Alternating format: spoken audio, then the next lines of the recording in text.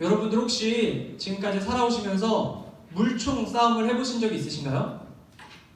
아마 여름 수련회 같은 데 가보면 한 번쯤 물총 싸움을 해봤을 거라고 생각합니다. 여러분, 물총 싸움에 있어서 승리를 이끄는 비결이 뭔지 아시나요? 여러 가지 개인의 비법이 있겠지만 제가 생각할 때 물총 싸움에서 승리하는 유일한 방법은 바로 큰 물총을 갖고 있는 것 같습니다. 왜냐하면 한창 싸우다가 뭐가 떨어지면 더 이상 싸울 수 없기 때문일까요? 물이요. 맞아요. 갖고 있는 물총에 물이 떨어지면 싸움에서 패배할 수밖에 없습니다. 그래서 물총 싸움에는 큰 물총, 강력한 무기가 중요합니다. 걱정하지 마세요. 제가 아무리 생각이 없지 않으니까 쏘진 않을 거예요. 물에 안 들어있어요. 여러분, 물총 싸움, 무기가 중요한 것처럼 어떠한 싸움이든 무엇이 중요할까요? 무기가 중요합니다. 꼭 물총 싸움뿐만 아니라 어떠한 싸움을 하든 간에 무기라는 것은 굉장히 중요합니다. 여러분, 여러분이 생각하는 강력한 무기는 어떤 것들이 있나요? 예를 들어서 우리는 흔히 무기라고 하면 칼, 창, 총, 폭탄, 화학 무기 이런 것들을 생각할 수 있죠. 얼마나 그 무기가 강력한 무기냐에 따라서 승부가 결정되는 경우들을 많이 보게 됩니다. 얼마나 강력한 무기, 얼마나 최고의 무기를 갖느냐가 중요하다는 뜻입니다. 여러분, 오늘 우리가 함께 살펴볼 성경의 이야기도 바로 이런 무기와 관련된 이야기입니다. 강력한 무기, 싸움을 승리로 이끄는 무기에 관한 말씀을 오늘 함께 살펴보기 원합니다.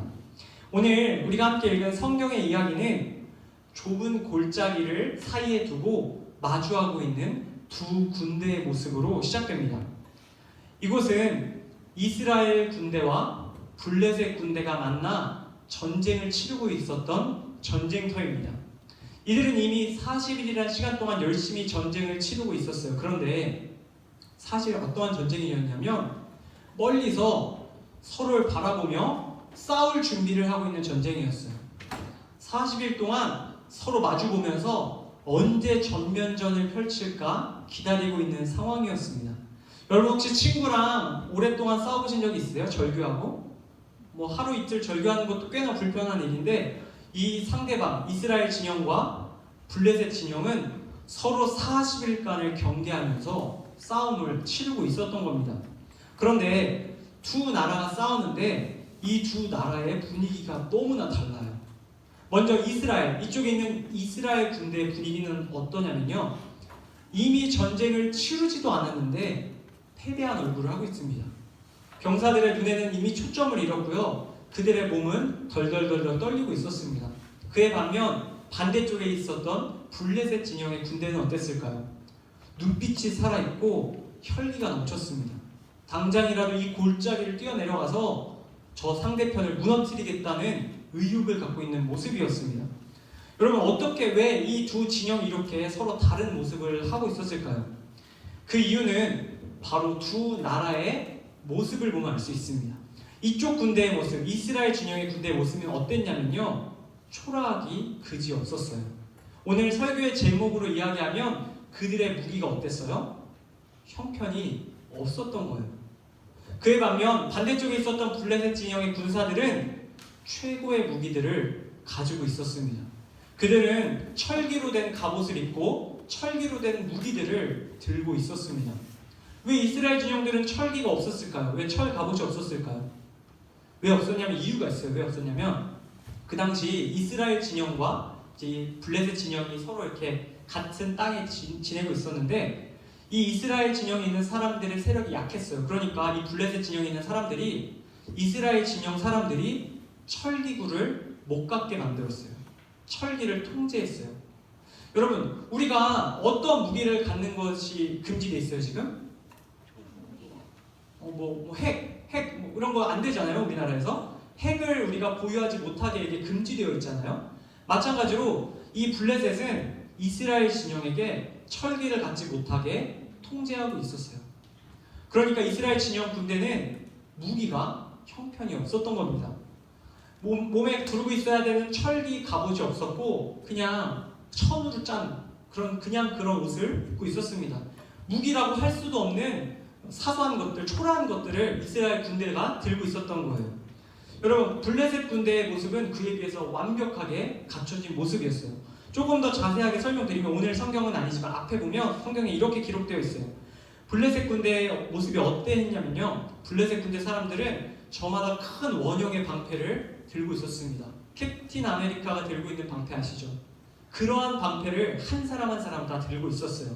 그리고 쭉 앞에 방패를 들고 있는 사람들 중앙에 블레셋 진영의 가장 강력한 무기가 서 있었어요.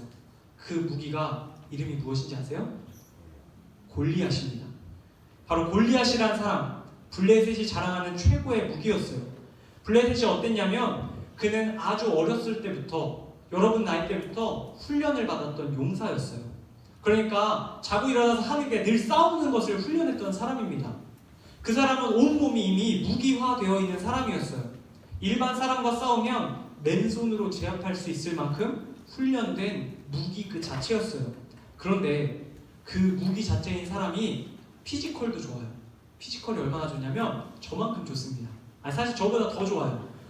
얼마나 키가 어느 정도 됐냐고 얘기하면 성경은 이 사람 키가 2m 90 정도 된다고 이야기합니다. 여러분 2m 90이면 뭐 저보다 조금 크죠? 엄청나게 큰 겁니다.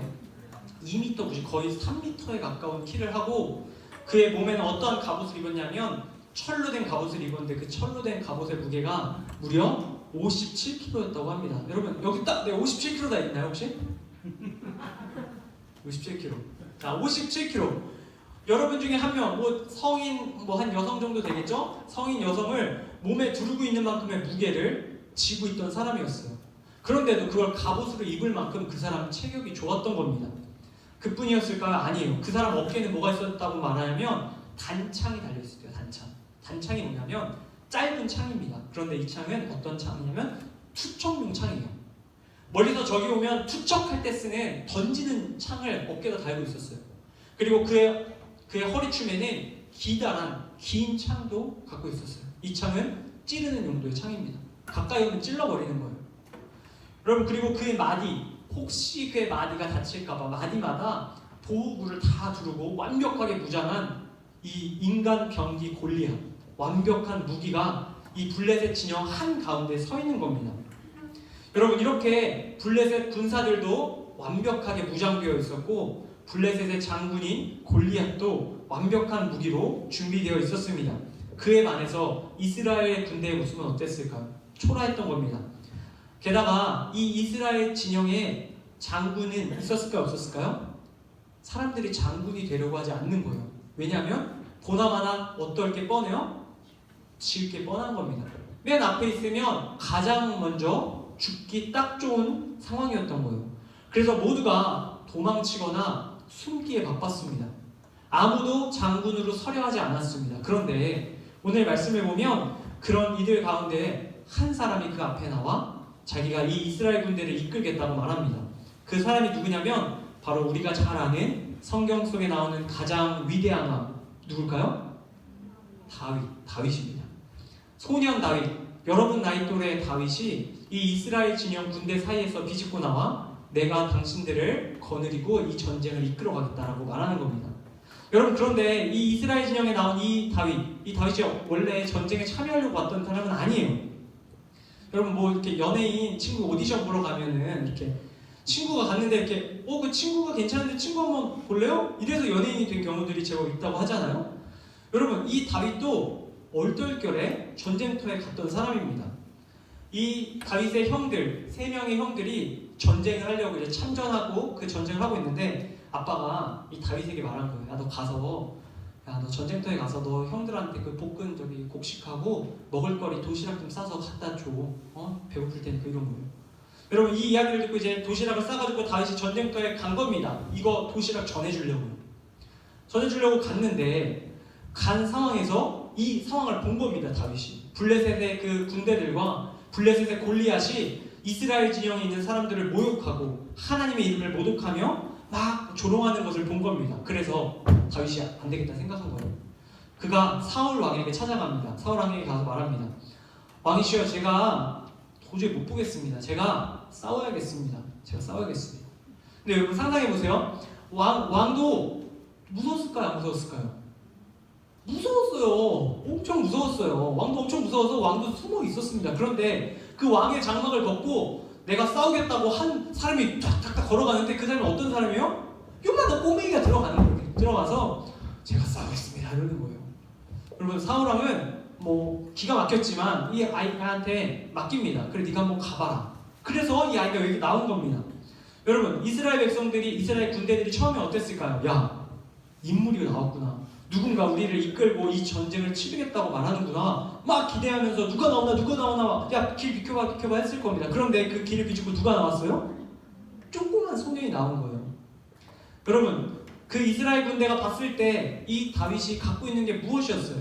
그가 갖고 있는 거는 그저 양을 칠 때 쓰던 나무 막대기와 양을 치다가 들짐승이 오면 그 들짐승을 쫓기 위해 쓰던 물맷돌, 조약돌과 가죽 노끈 뿐이었습니다. 바로 그것을 가지고 자기들을 이끌겠다고 나온 그 다윗을 이스라엘 군대가 보았습니다. 그래도 어쩌겠어요. 앞에 세웠죠. 앞에 세웠습니다. 여러분 이렇게 다윗과 오합지졸 이스라엘 군대가 싸울 준비를 하고 있습니다. 그리고 때가 됩니다. 때가 돼서 오늘 말씀 41절에 보면 얼마간의 시간이 흐른 후 블레셋 진영에서 드디어 골리앗이 전면전을 위하여 걸어나오기 시작합니다. 우리 41절 말씀을 함께 한번 읽어보기 원합니다. 같이 한번 읽어볼게요. 시작! 블레셋 사람이 방패든 사람을 앞세우고 다윗에게로 점점 가까이 나아가니라. 여러분 블레셋 사람 바로 이스라엘이 골리앗인데 방패든 사람, 그러니까 아까 말한 그 방패든 사람들을 앞에 끼고 한 걸음 한 걸음 나오기 시작합니다. 여러분 한 걸음 한 걸음 나올 때 다윗의 마음이 어땠을까요? 한 걸음 한 걸음 걸어 나올 때마다 이스라엘 군대의 마음은 점점 동요되기 시작했을 겁니다. 야 이제 죽을 때가 다가오는구나. 이제 죽을 시간이 다 됐구나. 이런 생각을 했을 겁니다. 이 블레셋 사람 골리앗은 상대방 군대의 가장 앞에 서 있는 장군이 누구인지 살펴봅니다. 그가 이렇게 한참 눈을 씻고 찾아봤는데 장군 같은 사람은 보이지 않고 웬 조그만 꼬맹이가 한 명 보이는 겁니다. 골리앗은 그 꼬맹이를 보고 깨닫습니다. 이 꼬맹이가 나의 적수구나. 그래서 이 블레셋의 사람 골리앗은 이렇게 화를 내기 시작합니다. 42절 말씀인데 제가 읽겠습니다. 그 블레셋 사람이 둘러보다가 다윗을 보고 업신여기니 이는 젊고 붉고 용모가 아름다움이라. 여러분 그 당시에 전쟁에 나가는 그 장군의 어떤 이미지는 이러한 이미지가 아니었던 것 같아요. 지금 말하면 꽃미남 그런 이미지가 아니라 정말 마동석 같이 막 이렇게 와일드하게 생긴 사람이 이제 장군의 이미지에 적합한 그런 사람이었어요. 그런데 골리앗의 보기에 마동석 같은 사람이 보이지 않고 웬 예쁘장한 누가 예쁘장합니까 남자 중에 BTS의 B 그런 되게 예쁘게 생긴 남자가 앉아 있는 거예요. 서 있는 겁니다. 그래서 이 골리앗이 화가 나기 시작합니다. 왜 화가 나냐? 이 사람들이 나를 어떻게 보면 이러한 소년을 나의 적수로 불러내느냐 생각한 겁니다. 43절 말씀을 우리 같이 한번 읽어볼 텐데 우리 파란색 글자만 함께 읽어볼게요. 시작! 내가 나를 개로 여기고 막대기를 가지고 내게 나왔느냐고. 여러분 골리앗이 가장 중요한 얘기하는 거예요. 뭘 지적하고 있어요? 다윗이 들고 있는 무기를 이야기하는 겁니다. 야, 너의 장군이라고 나온 그 다윗이 갖고 있는 무기가 그게 뭐냐? 뭘 갖고 나왔다? 막대기를 갖고 나왔냐? 막대기로 나와 상대가 될 것 같다고 생각하느냐라고 조롱하기 시작합니다. 골리앗은 다윗의 한 손에 들려있었던 지팡이, 그리고 허리춤에 맨 노끈, 그리고 주머니에 우겨넣은 5개의 조약돌을 보며 혀를 차기 시작합니다. 자신을 우습게 보지 말라고 말하며 다윗을 저주하기 시작합니다. 그는 다윗과 이스라엘 군대와 그들이 믿는 하나님까지 모욕하기 시작합니다. 44절 말씀 마지막입니다. 우리 마지막 블레셋 사람 골리앗의 위협을 한번 읽어볼게요. 파란색입니다. 시작! 내게로 오라. 내가 내 살을 공중의 새들과 들짐승들에게 주리라 하는지라. 가장 무서운 살해 협박을 하기 시작합니다. 지금 여기 앞에 있는 다윗 너를 내가 죽여서 너의 시체를 들짐승과 새들의 먹이로 줄 것이다. 이렇게 소리치기 시작합니다. 골리앗은 볼품없는 무기로 자신 앞에 나온 다윗과 볼품없는 행색을 하고 있는 이스라엘 군대를 향하여 이와 같은 말로 협박하는 겁니다. 너희들 모두를 죽여가지고 내가 새들과 들짐승들의 밥이 되게 하겠다고 말입니다. 여러분, 이스라엘 군대의 눈에도, 골리앗의 눈에도, 블레셋 군대의 눈에도 다윗의 무기는 너무나 볼품이 없습니다. 골리앗과 싸우면 무조건 질 수밖에 없는 너무나 초라한 무기입니다. 보나마나 결과가 뻔하고요. 분명 골리앗과 모든 사람들에게 짓밟힐 것이 자명한 상황입니다. 다윗의 손에 들린 것은 도저히 싸움을 승리로 이끌 수 없는 연약한 무기입니다. 그러나 다윗과 이스라엘은 그러한 연약한 무기, 볼품없는 무기를 들고 싸워야만 했습니다. 그런데 여러분, 오늘 말씀 속 이 다윗과 이스라엘 군대가 볼품없는 무기를 들고 싸움에 나서야 했듯이 여기 있는 우리들도 이 세상을 살아갈 때 볼품없는 무기들을 들고 싸움에 나갈 때가 많이 있습니다. 우리는 골리앗과 또 블레셋과 같은 이 세상의 많은 문제들을 만나 싸울 때 우리가 가진 볼품없는 무기들을 들고 싸웁니다. 누군가는 자기가 가지고 있는 조금의 물질을 자신의 무기라고 생각합니다. 또 누구는 자신이 가진 조금의 지식을 자신의 무기라고 생각합니다. 누구는 자신이 속한 집안의 배경이 자신의 무기라고 생각합니다. 또 누군가는 자신이 의지하는 어떠한 사람을 자신의 무기라고 생각합니다. 저마다 자기가 무기라고 생각하는 어떠한 것을 들고 우리는 세상의 어려움과 맞서 싸운다는 것입니다. 그런데 문제는 이러한 무기로 역부족일 때가 너무나 많다는 것입니다. 물질과 지식과 배경과 우리가 믿는 어떠한 사람과 다른 무엇이 우리의 제대로 된 무기가 되어주지 못할 때가 너무나 많습니다. 우리가 갖고 있는 것에 비해서, 우리가 가진 힘에 비해서 세상이 너무나도 크고 강하기 때문입니다. 그렇게 골리앗과 블레셋과 같은 세상의 문제들을 만날 때 우리는 좌절합니다. 그리고 우리는 이스라엘 군대들처럼 두려워 떨 수밖에 없는 겁니다. 이렇게 볼품없는 무기로 싸워야 하는 우리에게 하나님께서는 오늘 무엇을 이야기하고 계실까요? 우리가 오늘 이어지는 말씀을 통해 그 사실을 한번 살펴보기 원합니다. 다시 전쟁의 장면으로 돌아갈게요. 여러분, 성경 속 전쟁터로 다시 돌아갑니다. 골리앗과 블레셋은 여전히 기세가 등등합니다. 반면 이스라엘 군대는 모조리 기가 죽은 채 떨고 있습니다. 근데 바로 그때 군대 앞에 이 어린 소년 다윗이 소리 지르기 시작합니다. 뭐라고 소리 지르냐? 45절 말씀입니다. 같이 있습니다. 시작!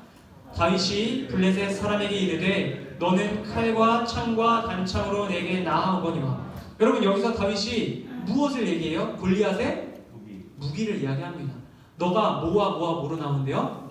칼과 창과 단창. 그러니까 골리앗이 네가 가진 무기로 내게 나오는 것을 내가 보았다라고 말합니다. 나 지금 돌아가는 상황 정확하게 알아. 지금 네가 뭘 가지고 나한테 나오는지 나 알아. 근데 상관없어 라고 말합니다. 왜냐?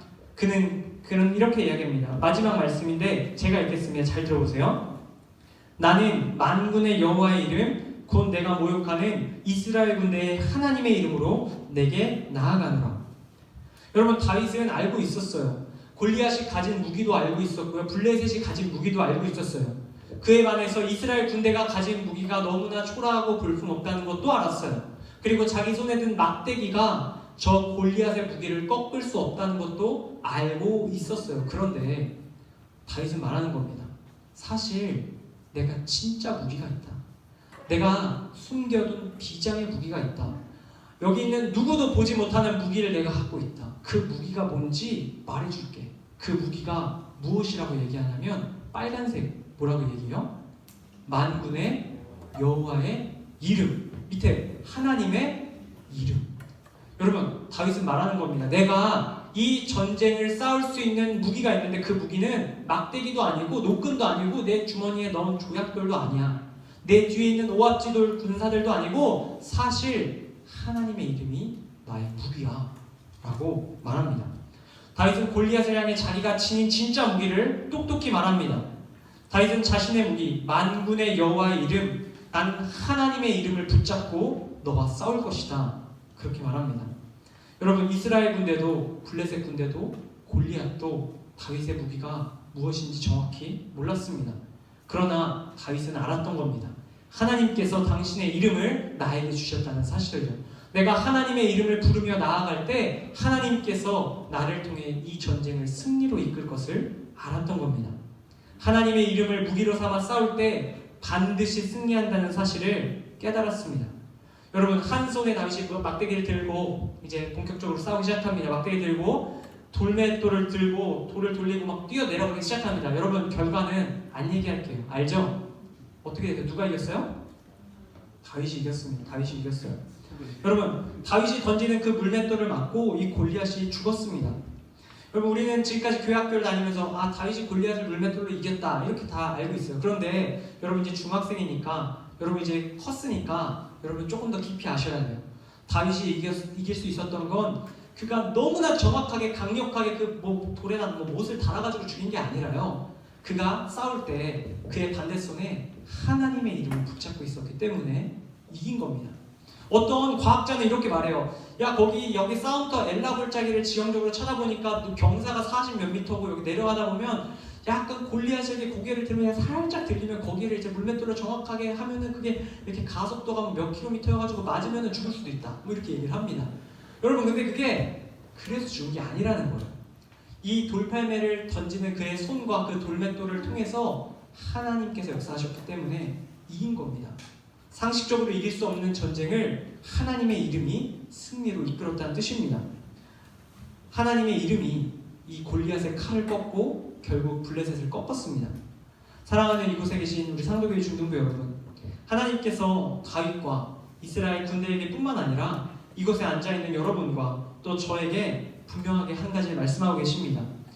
다윗에게 뿐만 아니라 이스라엘 군대에게 뿐만 아니라 이곳에 있는 저와 여러분에게도 하나님의 이름을 주셨다라고 말입니다. 하나님께서는 우리가 당신의 이름, 하나님의 이름을 붙잡고 싸울 때 승리하게 하실 거라고 약속하십니다. 저와 여러분이 세상의 다른 무기를 인생의 무기로 삼지 않기를 바랍니다. 우리 손에 들린 그 어떠한 것이 우리를 지켜줄 수 없습니다. 우리가 가지고 있는 그 무기가 우리를 승리하게 할 수 없습니다. 오직 만군의 여호와의 이름만이 우리의 유일한 무기가 되는 것을 기억할 수 있기 바랍니다.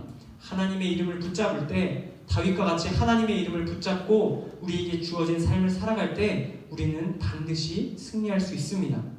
여러분, 제가 끝으로 한 가지 이야기를 드리고 말씀을 맺으려고 합니다. 여러분, 이름에는 능력이 정말로 있습니다. 제가 경험한 일인데요. 제가 초등학교 저학년 시절 저를 늘 괴롭히던 골리앗 같은 친구가 한 명 있었어요. 저를 맨날 날이면 날마다 괴롭히는 거예요. 근데 그 친구가 어느 날은 유독 괴롭히는 거예요. 그래서 제가 참지 못하고 그 친구한테 한마디 딱 쏘아 붙였습니다. 제가 뭐라고 쏘아 붙였게요? 야, 나 우리 형한테 말한다. 여러분, 그 이야기를 들은 친구가 어떻게 됐을까요? 그 이후로 저를 다시는 괴롭히는 일이 없었습니다. 여러분, 저는 우리 형이 있었을까요? 없었을까요? 저는 그때 외동이었어요. 여러분, 우리 형 실제하지 않는데 우리 형이라는 말만 듣고 그 친구가 위협감을 느낀 겁니다. 여러분, 우리 형이라는 이름에 능력이 있더라고요. 여러분, 실제하지 않는 형의 이름도 이러한 능력을 발휘하는데 지금도 실제하시고 지금도 우리 가운데 계시는 하나님의 이름은 어떨까요? 하나님의 이름은 놀라운 능력이 있습니다. 여러분 살아가실 때마다 골리앗과 또 블레셋과 같은 강력한 무기를 만날 때마다 여러분 하나님의 이름을 붙잡을 수 있기 바랍니다. 우리가 하나님 이름 붙잡을 때 하나님 우리의 능력이 되어주셔서 모든 어려움으로부터 승리하게 하실 것입니다. 여러분들 이 사실 기억하며 우리의 최고의 무기 되신 하나님의 이름, 만군의 여호와의 이름을 붙드는 우리 모두 될 수 있기를 주님의 이름으로 간절히 축복합니다. 기도하고 마치겠습니다. 함께 기도하겠습니다. 하나님 아버지, 오늘 우리에게 사무엘상 말씀을 통해서 하나님의 이름이, 만군의 여호와의 이름이 다윗의 무기가 되었음을 보았습니다. 하나님께서 이 말씀을 골리앗과 또 블레셋과 같은 어려움들과 맞서 싸우는 우리에게 주시는 줄로 믿습니다. 우리가 만군의 여호와의 이름, 하나님의 이름을 우리의 가장 강력한 무기로 알고 그것을 붙들고 살아가는 우리 다 될 수 있도록 은혜 베풀어 주시옵소서. 하나님께서 주신 모든 은혜 다시 한번 감사드리며 거룩하신 예수님의 이름으로 기도드립니다. 아멘.